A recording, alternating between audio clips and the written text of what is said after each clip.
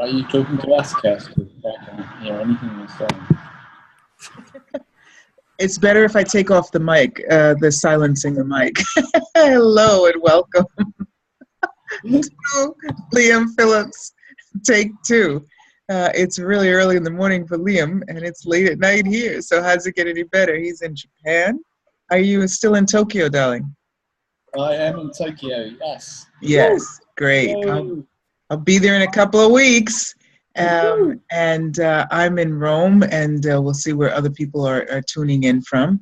And we had a really lovely conversation with Liam yesterday, his 2 days ago probably. And I really just want to say, Liam, some of the gentle way in which you invite us to look at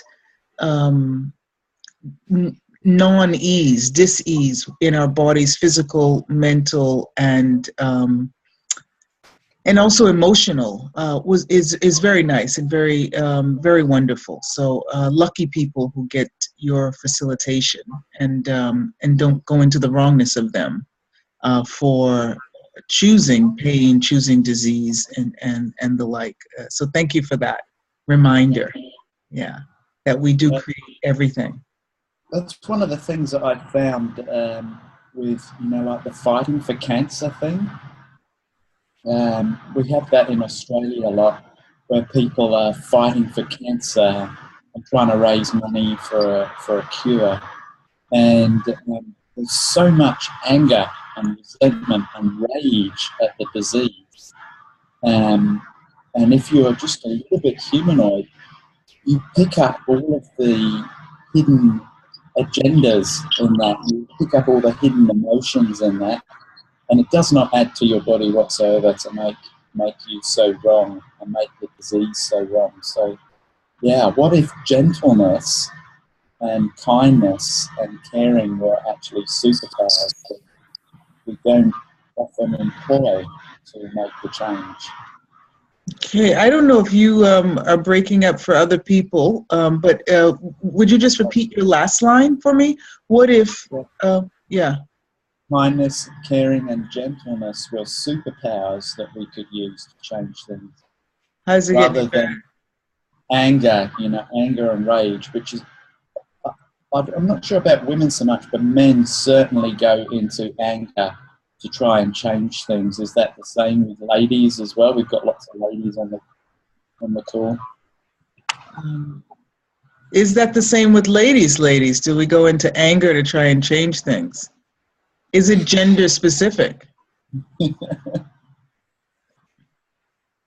I think women pull the, if we're talking, it's funny, I was having at a dinner at my house here, and we were talking about psychology.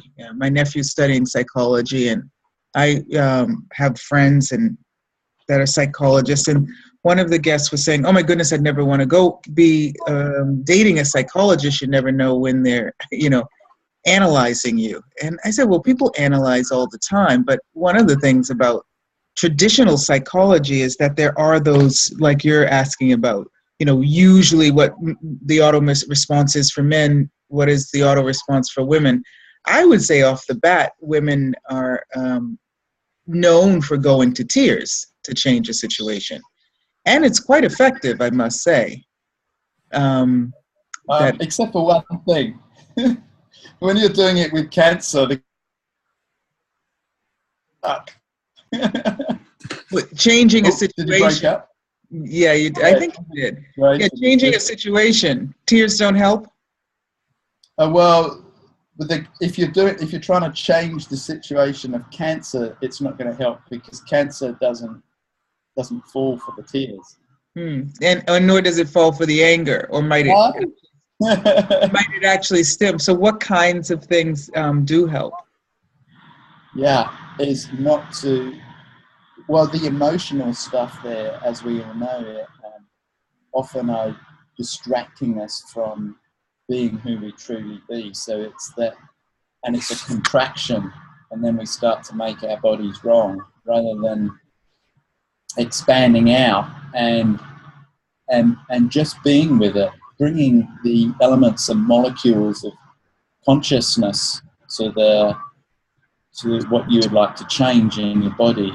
And I've been playing with that recently, is just asking that question, you know, what molecules of consciousness could I be talking to here? And I've had some amazing changes with my body, but also with the way that I'm playing with the space and just being that space. Does that make sense?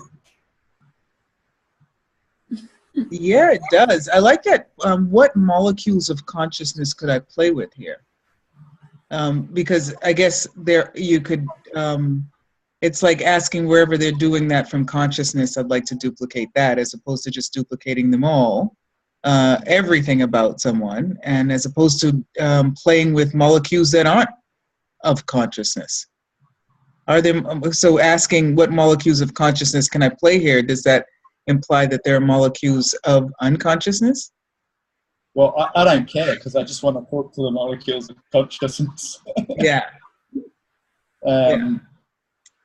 One of the things that I found myself personally is that every time that I start to expand, I seem to have like some sort of symptom or automatic response system that would bring up some sort of like disease in the body.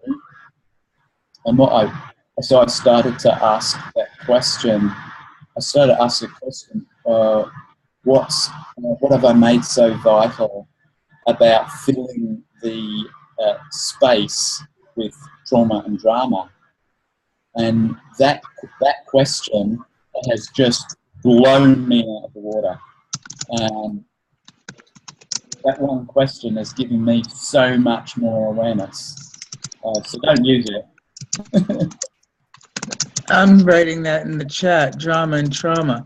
Now, do you do that? Well, when I asked the question like a million times yesterday, what I recognized was that every time I go to the space, it's sort of like, wow, I'm not really sure what to do with this amount of space.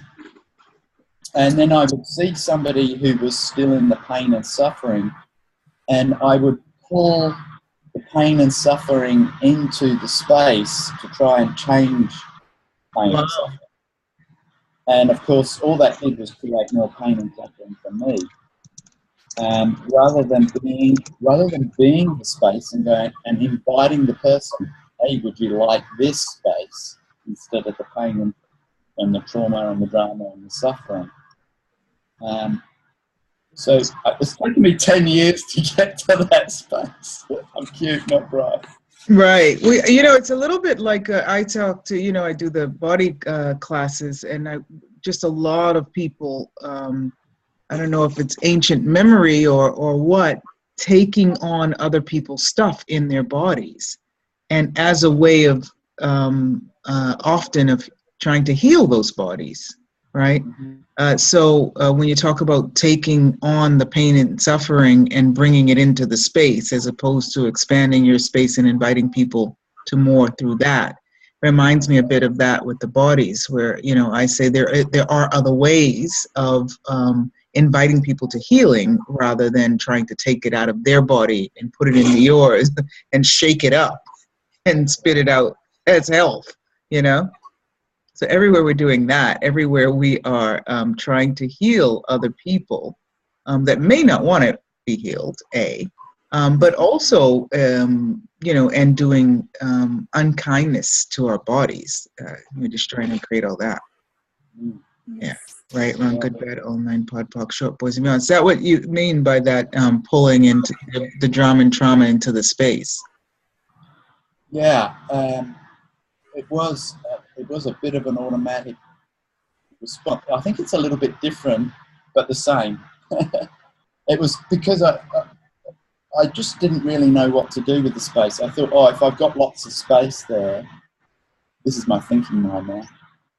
Then if I sort of bought Gary's point of view bastardized it a bit. So it's sort of like he would say something along the lines of, be the space and then invite people to be the space. And I sort of invited people's pain and suffering into the space. Thinking, it's like get a house with a really big living room so that you can have space to go move around.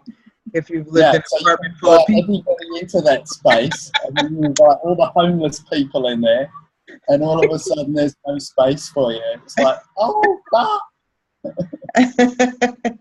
yeah. So what bastardization of being the invitation to healing are we using to create the contraction we choose, or the lack of space, lack of oxygen that we choose? Everything that is times a godzillion. Let's just try and create it.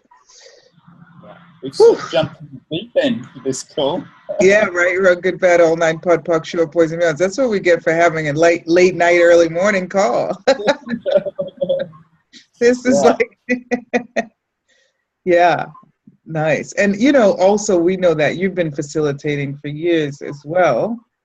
So just and who shows up also, whatever it is, the energy that they're asking for or willing to hear. Also, well, maybe these guys are asking for something a little bit more than just the beginners stuff. Yeah. So what about, because I remember saying to you about dis-ease and headaches or something like that. And then, of course, I remember that I've got some stuff, curing the incurable. I've got this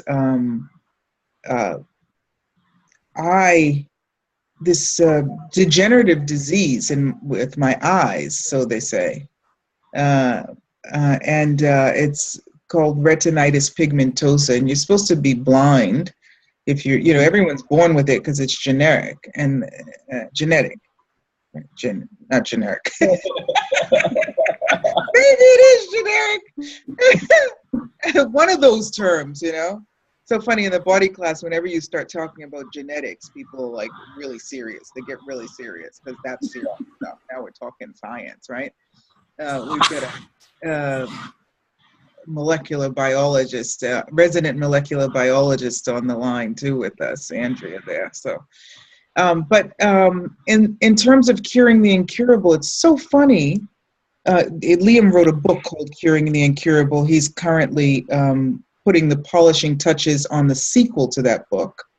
Liam Phillips and Curing the Incurable. You can find that probably in the Access Shop or on internet. But he wrote about 8 books in between there too. But the sequel to that book is coming out. But so we were talking yesterday about incurable and if how much of that is a state of mind. But what I wanted to ask you about today is about projections. I ran into a woman. She was in my body class in Istanbul this last month. And she's got retinitis pigmentosa, the same disease. She's a few years older. And she's quite, she doesn't really go around on her own. She's quite blind, like sees with 5%. And she's quite aware as well. And she said, oh, you didn't find out until you were in your 20s. Yeah, that's probably why you can still see. And you didn't have to deal with all those projections all your life. Yeah. Yeah. Well, I'd like to apologize first up because I immediately, as you said that, I started projecting at you. I'm so used to pod-pocking them. So pod-poc me because I immediately went to, Whoopi Goldberg, because you look like Whoopi Goldberg. And I think she's got the same thing. So it's sort of like these projections, it's amazing because often you don't even recognize that you're actually projecting an idea or a thought at somebody. So it's really good. How often do we project a thought at ourselves and start believing in those thoughts? Or Absolutely. Pick up other people's points of views or feelings or thoughts. And I know that boring old boring tool of who does it belong to, but it is so powerful. Is it boring? I didn't know it. I missed that memo. Oh, we've got a frozen Liam, I think. Yeah. But yeah, the projections are quite interesting. I remember Simone Milicis, the worldwide coordinator for Access, one year at a 7-day in Costa Rica, she came in the room in the morning. She was a bit upset and or intense, I should say. And I was like, oh my goodness, is everything okay? Yes, I'm fine. I'm just dealing with projections. I was like, wow, what is that like? It was, you know those things, those words you hear, those phrases you hear that they hit you in a certain way, probably because they ring a bell with you and you never knew what that sound was that was ringing. And then you're like, oh, that's a bell. I've heard that for years, right? So the whole dealing with projections thing for me was like, wow, I recognize the vibration of that, but I never have had a word for it or a phrase for it or anywhere to place what that energy was. So I sort of was almost studying her to get what that felt like a little bit. Do you have any idea what I'm talking about? Oh, totally. Yeah. I think everybody is laughing there as well. So, yeah. So how do we deal with those projections when we do have some sort of like dis-ease or discomfort going on? I know for me, I didn't tell a lot of people because although I didn't have the word projections in those days, I realized that if I told particular people, they would go into panic and like family and friends. And I didn't want to deal with that and have to deal with the disease at the same time. Right. Exactly. No, I totally get that too. Like I told my sister when I was still living in New York and I came home, my God, we sat on the floor in the bathroom crying together. And it was like I had told her that I was dying or something, And so I was like, oh, this isn't going to work. I'm not going to tell this to anybody else. So just tell it to the world on Zoom, Maybe I'm missing it's like, hello, I'm not dead. So it often, does happen, those projections. So I'm wondering, how much of the incurable is other people's points of view. Oh, well, how much is it? Would you get more than 50%? Yeah. Or, yeah. Much more than that. Yeah. Yeah. So it's sort of like you either align and agree with the point of view that something is incurable or impossible, and then you start to create from that, or you resist and react to it, and then that creates more of that polarity of the disease. Because unless you're an interesting point of view about a disease, whether you align and agree with it or resist and react to it, and we were talking about fighting, that's the fighting part, you create more of that polarity, not less. So when we're fighting for cancer, we're holding the whole polarity of cancer in place. And that's not just the disease, we're holding in place all of the science, all of the medication, all of the surgeries, all of the health, all of the alternative health stuff. And so that actually becomes a reality in itself. All the funeral homes, everything that has to do with cancer. So even if you fight against it, you might not get the cancer, but you create more of the polarity of cancer. How's it getting better than that? So everywhere we're holding in place the cancer, holding in place the funeral homes, the points of view, the whole matrix of cancer. And everywhere we're invested in it and the outcome. Ooh. Can we let that go, release that, destroy and uncreate it? Yes. Yeah. I can, but nobody else can. Yeah, all the algorithms that hold that in place, like cancer, you Oh, can't get out until you die. yeah. Yes. Or somebody's got to die. Somebody's got to die here because we got cancer on the table. Everything that is, Yes. destroy and then create all that. Yeah. Yeah. 1 5 1 2 3 4 5 1 2 3 4 5 1 2 3 4 5 1 2 3 4 5 1 2 3 4 Watch out, computers. 5. Maybe we'll get the static. I noticed the static isn't happening anymore. How's it getting any better? Yeah, right. Good bed. All night pod show boys and beyond. Cool. Awesome. Yeah. So is that one of the you started talking about cancer? Is that one of the things you have been dealing with lately with clients or? Really, I just find that because cancer is so in the, it's actually like the trendy disease at the moment, and everybody knows somebody with cancer, and so it's a reality that you can actually look at because it does have so much structure around it at the moment. If I was to talk about the disease that I created, ulcerative colitis, nobody knows anything about it, so I use cancer a lot as an example because everybody knows about it. And what about HIV positive and AIDS? It's you said it's in fashion cancer, which just almost I'm podpocking my points of view about that being in fashion, and podpoc, and yeah, actually, it brings me to how maybe AIDS is not in fashion anymore, and it was totally You hard to hear about it. Yeah. Right, totally in fashion in the 80s, which of course is absurd.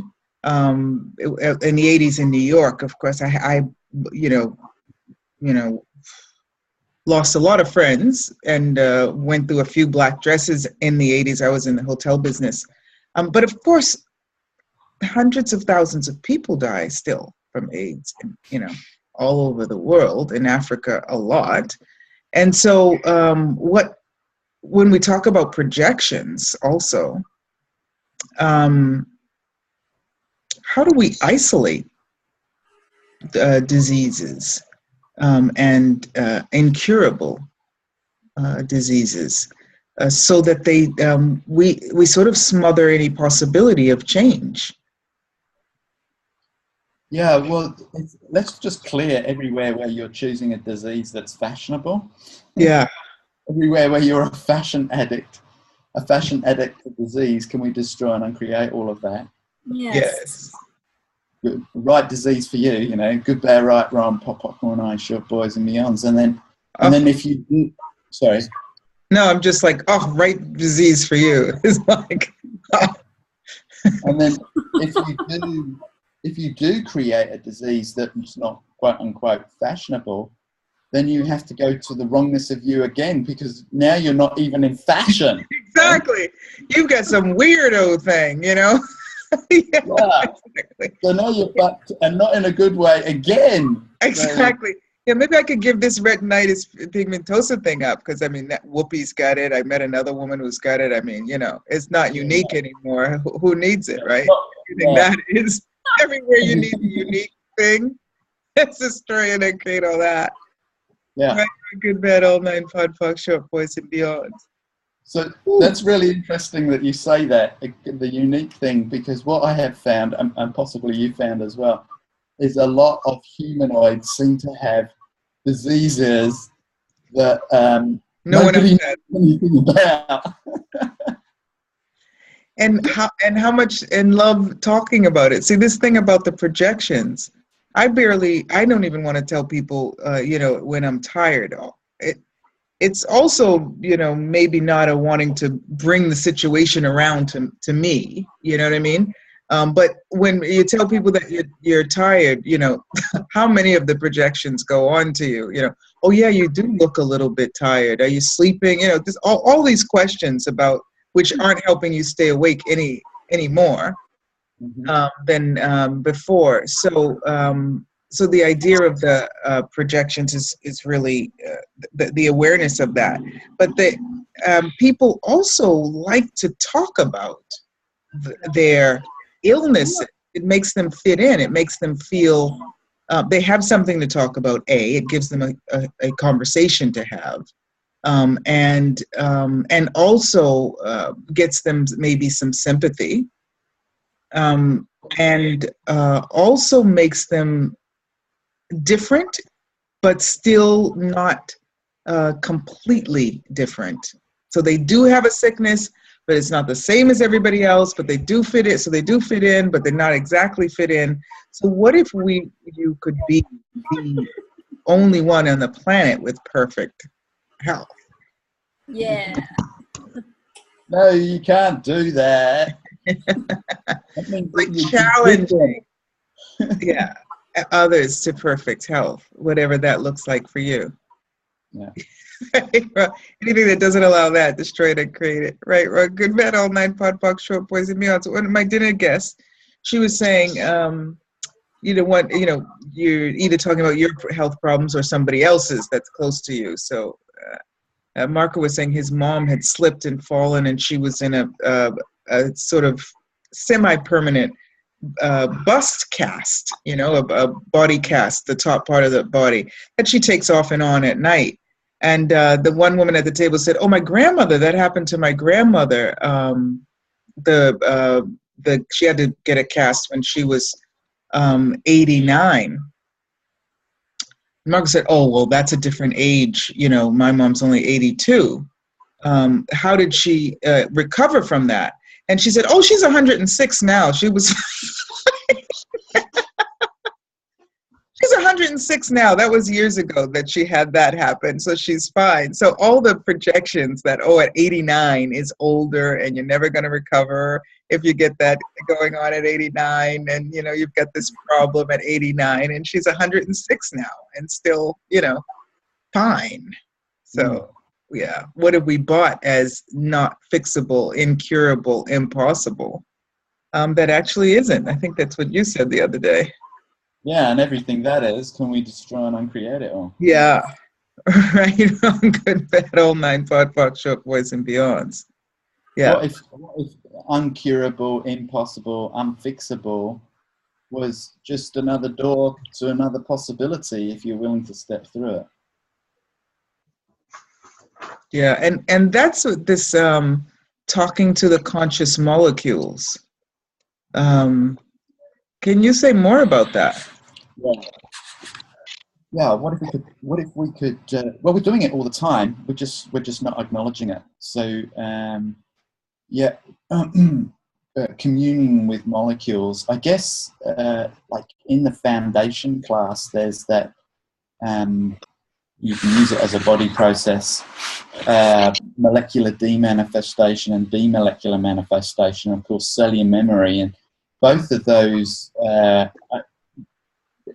I'm cute, not bright. I only realised the other day, Gary puts those in there because those are the first steps to actually start to acknowledge that you have a capacity to talk directly to the cells of your body and also to the molecules, and not just the molecules of your body, but all the molecules of consciousness, and actually tap into that space and that energy of every molecule on the planet, in the universe.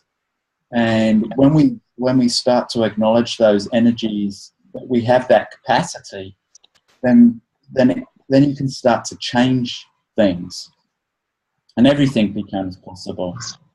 My pet. That wasn't me.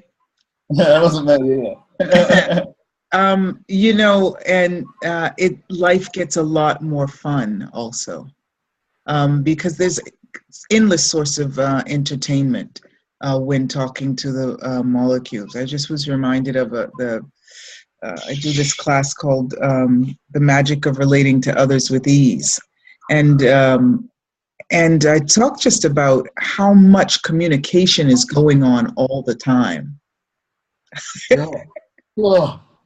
Just releasing some unconsciousness there. How much communication is going on all the time with our molecules in our body and the molecules in other people's body as well, right?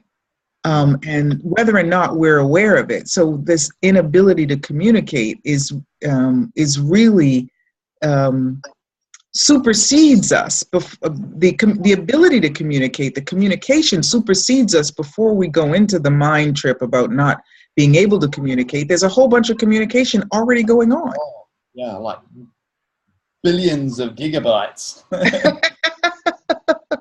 Yeah. So what if you were willing to allow your molecules to do the talking for you? You know, like when you have a dog and you go to the park and the dogs start playing or fighting or whatever they do, and you've already broken the ice with a complete stranger because there's the dog. Or a kid, babies, do that all the time too, or kids do that all the time. So what if you were allowed to allow the molecules to break the ice for you, break the rigidity, break the impossibility? I've got a great story about that if you want to hear it. Oh no, I didn't have you on to hear any of your stories, darling. Yes, I do. Can I tell you how your lips look like you've got red lipstick on? And if it were red lipstick, I would totally want it because it looks like a very nice matte red. I'm a little bit of a lipstick. It's interesting because when I used to go into pubs when I was like 18, 19, 20, men used to pick fights with me because I had two redder lips. Really? Because I had red lips, so I was obviously gay, Hello, darling. Yeah, a crazy world. Yeah, so I was in Tokushima last year, which is a town in Japan, and I had a Curing the Incurable class. And it was a really fun class. There were only like 10 people in it, and but we made some changes, and the next morning I got a Skype message from a lady in Sweden. She didn't know that I had a class the night before, but she said to me, I don't know what you did last night, Liam, but my whole fucking reality has changed, and I am so grateful for you. And it's sort of like, and I wrote back and said, we had a Curing the Incurable class where you tapped into that. She went, yes. And so you that's that connection that you can have with the molecules, the choices that you're making in Japan, in Italy, in Sweden, wherever you are on the planet, can have a dynamic effect on somebody somewhere else where they're willing to receive the change. And so that's speaking to the molecules of consciousness, or speaking as the molecules of consciousness. And of course, every molecule is created by mainly space, and that space is exactly the same. The space in the molecules of my body are exactly the same as the space in the molecules of your body, Cass. And so there's this... Don't tell anyone, though. No, oneness, like, that's the secret. That's our little secret. So, yeah. Yeah. You have this amazing communion which can change things dynamically. I think Dr. Dane said it. Be you and change the world. Oh, yeah, that one. Oh, that one, yeah. I think I saw that on a book, too, somewhere. Yeah. Dr. Dane here. It's... we were talking about I keep going back to this, or forward to this, the thing about the projections, but you were talking about a class in Japan, and I think when we talk about quantum entanglements and that we talk about, you can do something in Italy, and the butterfly's wings flap in Yokoshima in Japan. Were there any butterflies in your class? Yeah, well, that's a scientifically proven effect. Yeah. But it's called the butterfly effect, yeah? Yeah. So it's like... But I actually think, do they talk about the butterflies in Japan? It's like on the other side of the world, but it's now actually where you are. So you're flapping your wings, baby. That's it. So what would it take for all of us to flap our wings? Be you, not by the projections that everybody is placing on you, and change your reality, and then hence change everybody else's. Yeah. that are willing to receive it. Yeah. What would it take? And we get that the breeze from that flapping. Mm-hmm. And so I love this asking questions, because we may not know what it is. We may be pulling on a sweater because we're feeling a bit of a chill.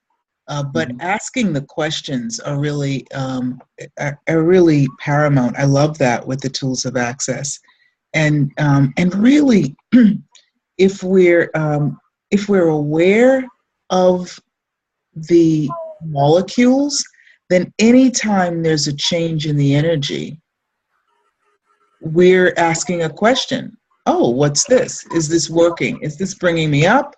Is this bringing me down? Who does this belong to? What particular, I'd say, forces are in work now? And are they the molecules of consciousness, or are they something else that is not a contribution to me, like projections? Like expectations, like judgments, that would continue to keep me in the polarity or bring me out into invite me to infinite possibilities.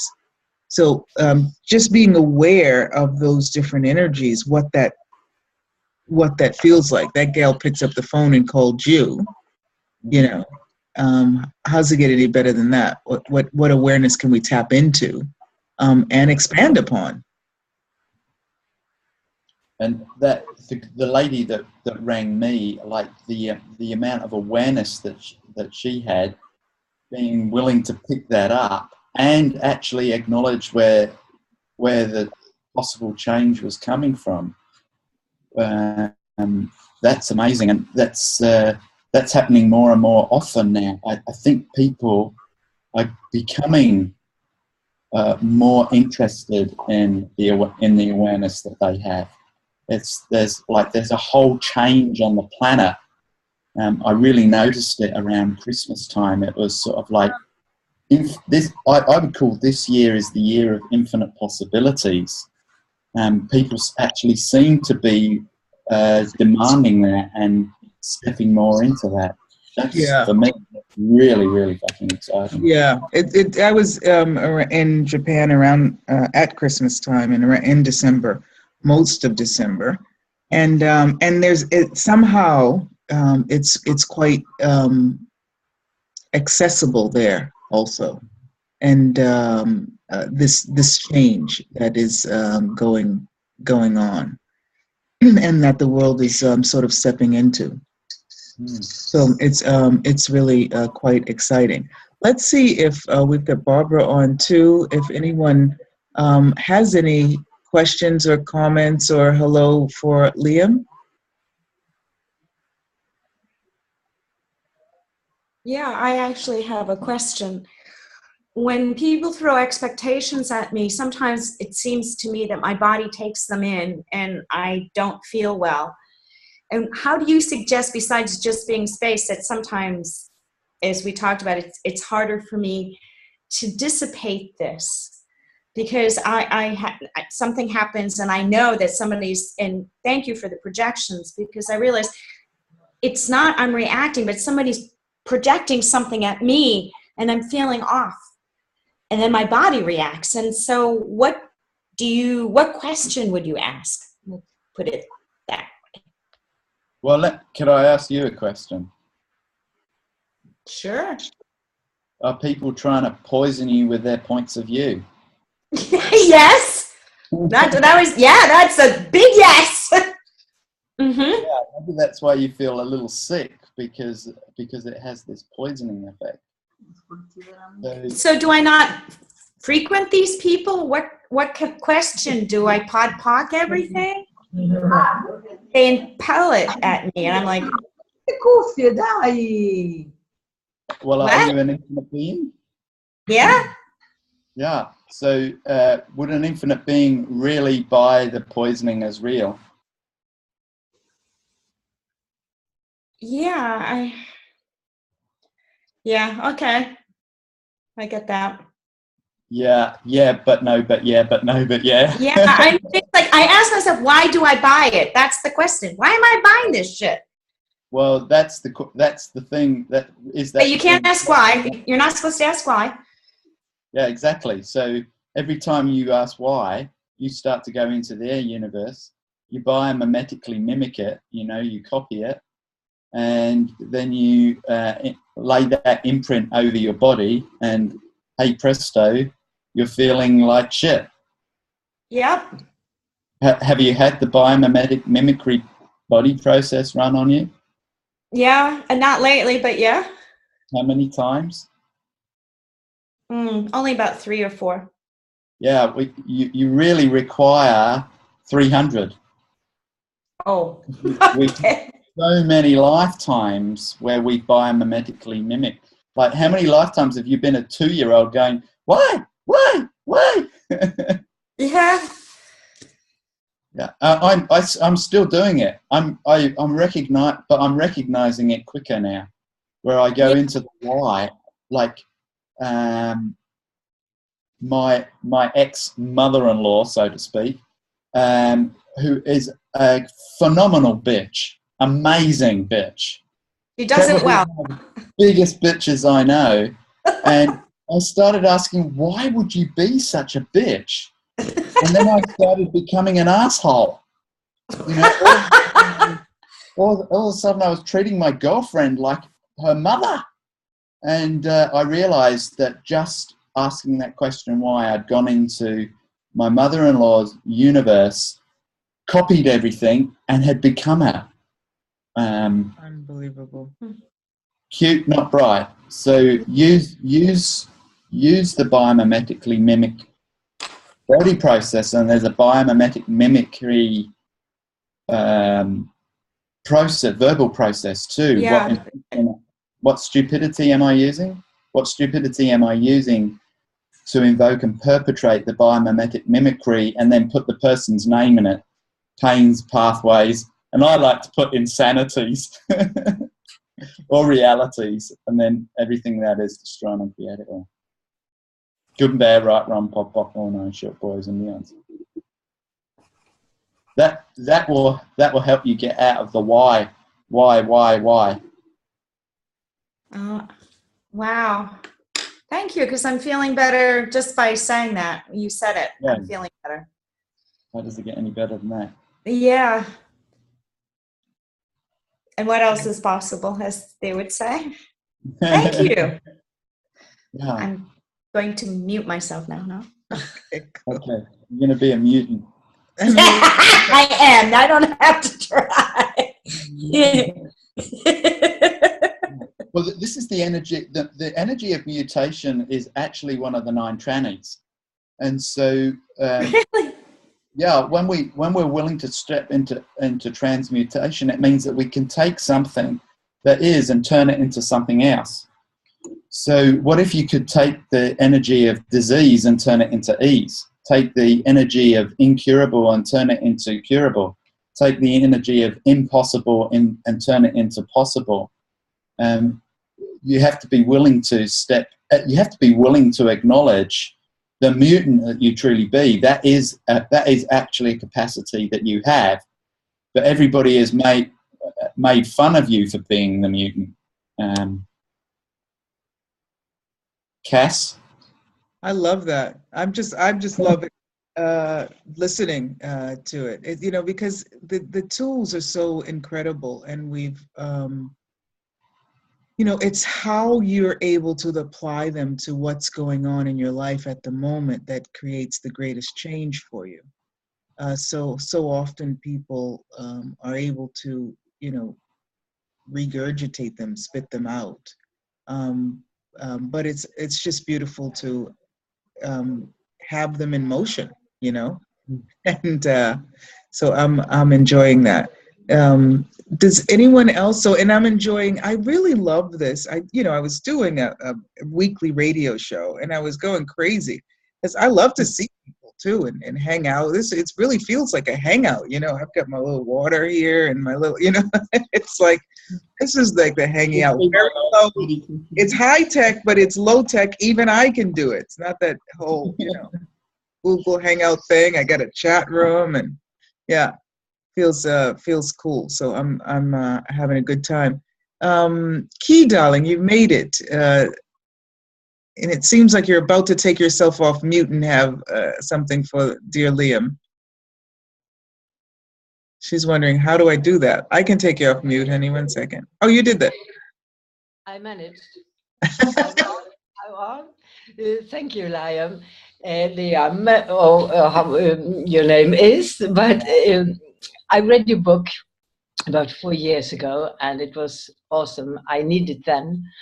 And I'm listening, I'm taking in what you're saying, and to be aware that you really can change the emotions you have, and when you feel a little bit wired and bad and so on, you know that it's not yours.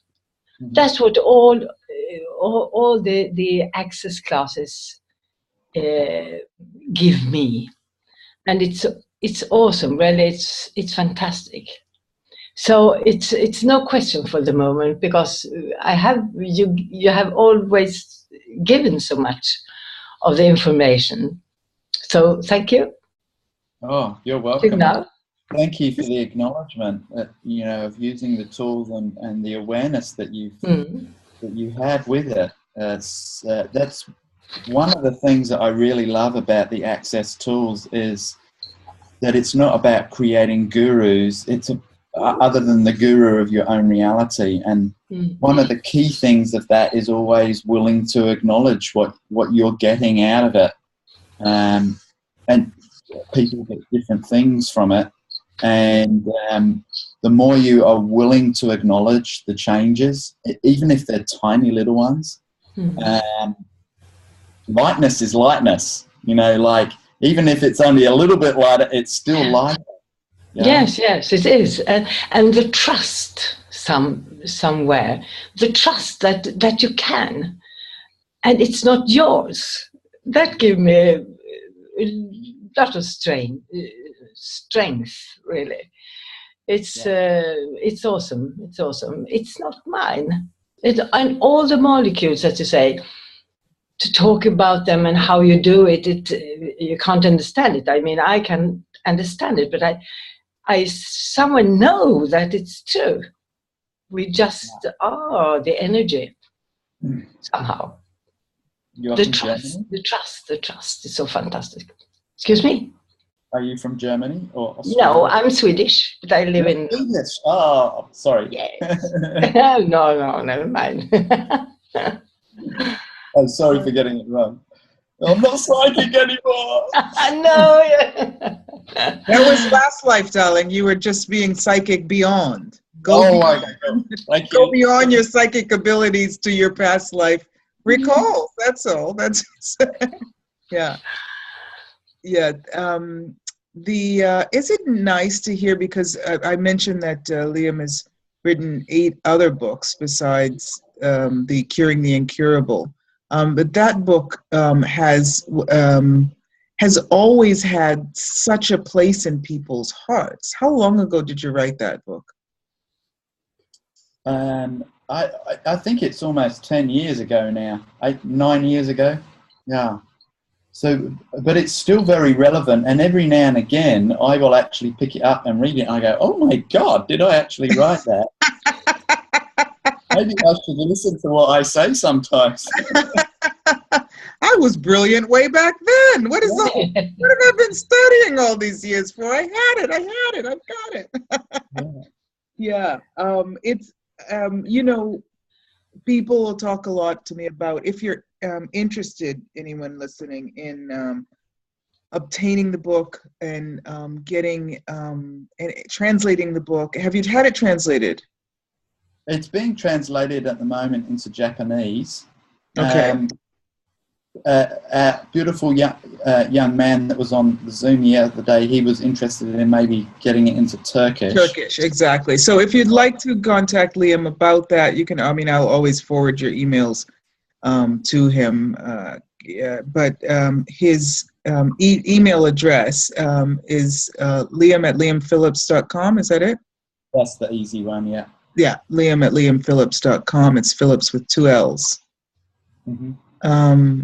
I think I know. I guess it's only without 2 L's if it's in French, but maybe. But that's how you can reach him. And the book is really quite a lovely introduction. You can get. They have that in the Access Bookshop as well, right? Yeah. Get some information about that. And he's a very delightful facilitator, as you can probably sense. And it's interesting because I enjoy facilitating the body classes because I love bodies and I love folks. And it's so great when people have had some access tools and have played with them a bit. And I always find when if someone says to me they've been in your foundation class, that they have a delightful curiosity and willingness to explore the possibilities. That's just very, I always say, that's my boy, that's my buddy, Liam. That must have rocked their world. So, yeah. So if you guys have anything, it's quite early in the morning and Liam's got a full day for him now. If you guys have anything else you would like to hear about from Liam or talk with him, please go ahead and express that now before we let him go.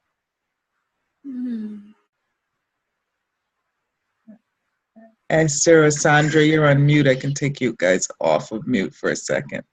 Let's see. You can take yourselves off, actually, also. Oh, somebody's got a bit of an echo.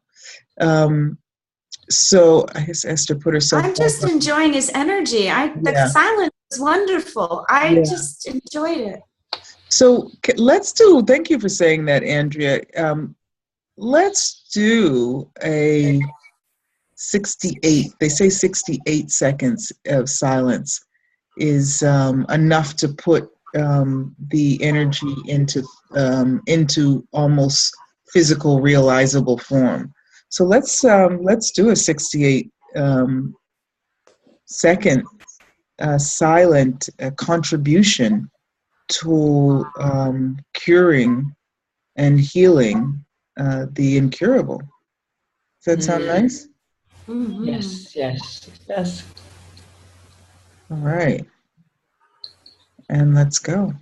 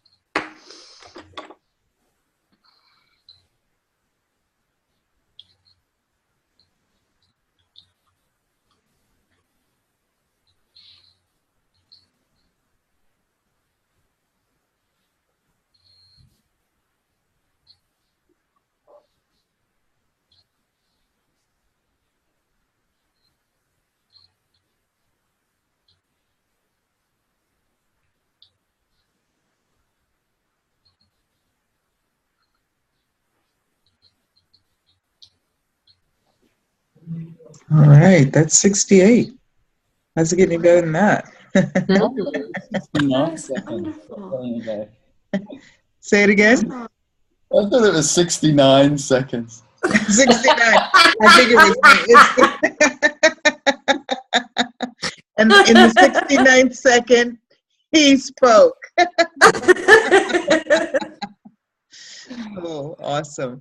Thank you so much, Liam. It's been delightful and talking twice a day. Really, yes. You're amazing. Thank you. Thank you.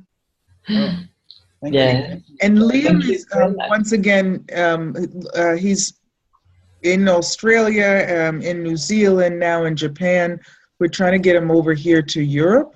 Yay! To spread some of his goodness around. So definitely give him a shout. Look him up on Facebook, and if you know someone who would be interested in hosting him, I'm totally interested. I'm just never here. But I'm willing to absolutely support that in any way I can, energetically, in any other way. He's coming our way soon, so put the feelers out and ask him. I'll be in Rome first in April. No, March, and then England in April, and anywhere else in Europe that would be fun and playful and. In April, where are you going in England? Because I have friends there. In this 10 seconds, London, I've got a Curing the Incurable class and a foundation class in Newcastle. Newcastle. How's it getting any better? And in Rome, you're in March? In Rome? Facilitated? I'm 4 facilitators, but I'll be there 3 or 4 days beforehand in Rome and then up to In March. Yeah. Oh. Andrea's in Rome, so definitely you've got his email. Drop him a line, Andrea. Let him know. Okay. See what we can do. Yeah. Amazing. Wow. You see that? Discoveries. Liam, What it's about. such a pleasure. Hope to get you again on the Go Beyond series, and I will see you in a couple of weeks, my dear. Cool. Okay. Thanks for joining us, everybody. Don't forget to, if you haven't already, check out my new book, 7 Steps to Flawless Communication. It is on Amazon and on CreateSpace, Kindle, ebook, or order it to have it in your hot little hands. And I will see you Thursday. Join me. I'm talking on a hangout with Vladi.